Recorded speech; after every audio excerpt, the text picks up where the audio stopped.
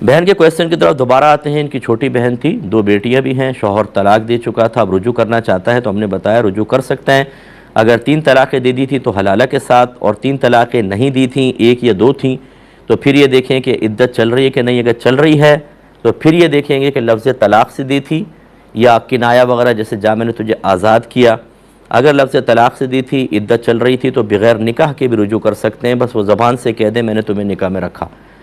और अगर इद्दत ख़त्म हो गई है, लफ्ज़ तलाक़ से दी, इद्दत ख़त्म हो गई तो निकाह ही करना होगा। ऐसे ही किनाया लफ्ज़ से अगर तलाक़ दी थी, अब चाहे इद्दत चल रही हो या इद्दत के बाद, निकाह से ही रुजू होता है, निकाह करना होगा। इन तमाम रुजू की जायज़ सूरतों के अंदर जितनी तलाक़ें पहले दे चुका है वो हो गई, अब वो दोबारा वापस नहीं आएंगी। 2 दी थी तो अब 1 का मालिक है, जैसी तीसरी देगा अब वो बच्ची हुर्मत मुग़ल्लज़ा के साथ उस पर हराम होगी और हलाला करना होगा।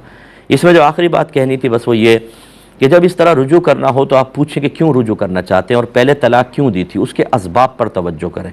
अगर गलती आपकी बहन के अंदर है, उसने बामरे मजबूरी की है, अब वो मोहब्बत में, बच्ची की मोहब्बत में या घर के माहौल ख़राब होने पर आपकी बहन को लेकर जा रहा है और आपकी बहन में ख़राबियाँ मौजूद हैं, वो रुजू करने के लिए तैयार नहीं, तो ये साथ ज़्यादा अरसे नहीं चल सकता। इतना आप सब तकल्लुफ़ करेंगे फिर दोबारा उन्हीं टेंशनों के अंदर वापस आना आएगी लड़की, क्योंकि वो अभी शौहर की कैफियत कुछ और हैं और जब वो ले जाएगा तो कुछ अरसे बाद फिर फेडअप हो जाएगा और ये कहानी दोहराई जाएगी।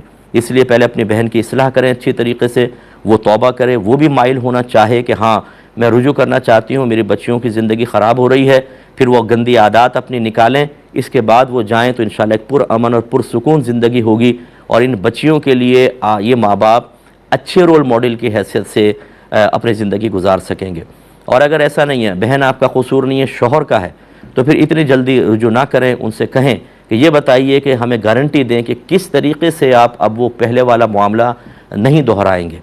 फिर आपको जोश चढ़ेगा, फिर हमारी बच्ची को तलाक देंगे और हमें अजियत में मुब्तला करेंगे, इसकी कोई गारंटी आप रखें। वो चाहे मतलब कोई ख़ानदान के अंदर बड़ों को बिठाकर वो गारंटी दें, और या फिर कोई प्रॉपर्टी वगैरह बच्ची के नाम करवाएं कि अगर तुमने तलाक दी तो बस ये प्रॉपर्टी तुम्हारी गई, तो फिर वो कुछ बॉन्ड होगा। जबकि लड़के में ख़राब आदत हों तो इस तरीके से करवाना चाहिए, वरना अगर आप फ़ौरन उसने मारा पीटा, ज़िंदगी हराम कर रखी थी और तलाक दे के भेज दिया, अब थोड़ा रुजू किया आपने, कहा भी कर लो फ़ौरन, तो क्या वो फिर उसकी सारी आदत ख़त्म हो जाएंगी?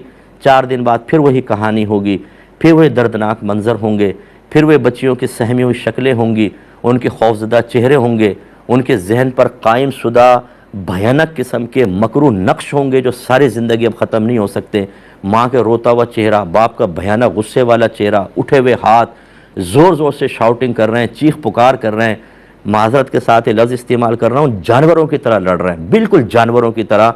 जानवर बस सींग मारता है, सींग इनके नहीं थे वरना भी मार देते, और बच्चों की कोई परवाह नहीं होती। बाद में उमड़ आती है मोहब्बतें।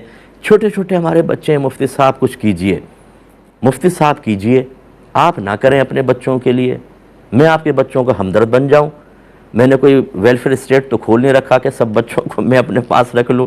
चलो ऐसा होता तो मैं सादा समझ की खिदमत कर लेता। भाई आपको ख्याल करना चाहिए अपने बच्चों का। उन छोटे छोटे जो मासूम उर्फ़ी मासूम जहन जो हैं बच्चों के, उनको ख़राब मत कीजिए। इसलिए ये ज़रा थोड़ा सा आइंदा के लिए एक अच्छे लायमल के साथ दोनों को मिलाएँ ज़रूर। मैंने जैसे पहले शुरू में कहा, बेस्ट है।